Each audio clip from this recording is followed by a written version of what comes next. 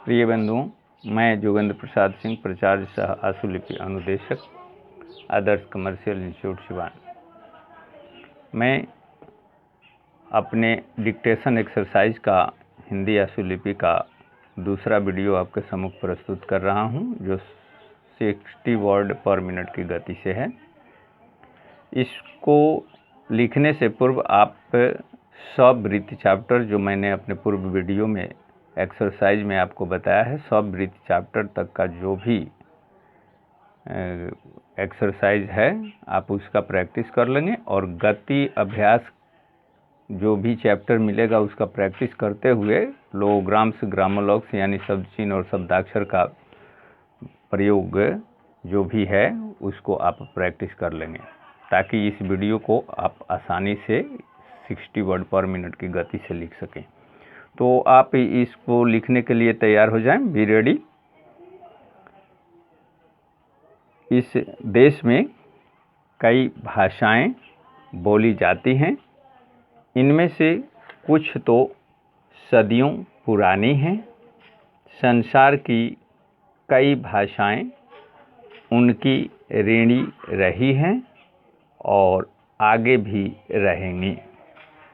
यदि हम देश की किसी भाषा का इतिहास देखेंगे तो उसकी पक्की बुनियाद मिलेगी।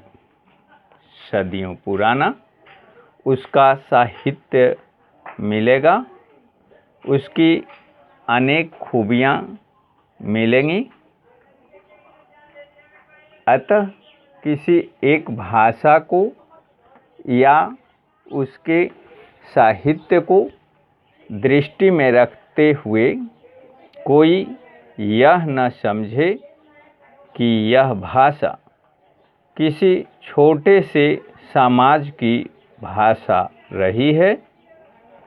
जब एक भाषा दूसरी भाषा की सहयोगी होती है तभी भाषाएं समृद्ध हो सकती हैं। यह इस नियम का सूचक है कि इस देश की भाषाओं में आपस में घनिष्ठता रही है। वे एक दूसरे की शोषक नहीं, पोषक हैं। ऐसा ही हम समाजों के लिए भी कह सकते हैं। अलग रास्तों से जाते हुए भी सबकी मंजिल एक है। इन भाषाओं ने एक दूसरे को अपार साहित्य दिया है और उसको समृद्ध किया है। यह समझना होगा कि वास्तव में भाषाएं संसार के लोगों को निकट ला सकती हैं। रचें, मुझे दुख के साथ कहना पड़ता है कि यहाँ के लोग ऐसा नहीं समझते। अतः भाषा के विकास के लिए हमें एक दूसरे को सहयोग देना है। उसके लिए इरादा पक्का हो तो मंजिल तक पहुंचना मुश्किल नहीं है।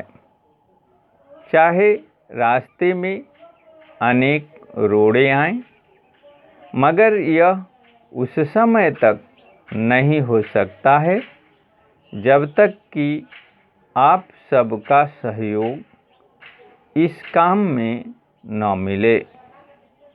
यह आवश्यक है कि हम इस दृष्टि से पग आगे बढ़ाएं, जिसका उदाहरण आज से हजारों साल पहले इस देश के साधुओं ने दिया था। तब लोग उनको पूजते थे और वे सही माने में साधक थे और समाज को सही रास्ता व रोशनी दिखलाते थे। उस जमाने में कोई भी चीज़ असाध्य नहीं थी। Full stop.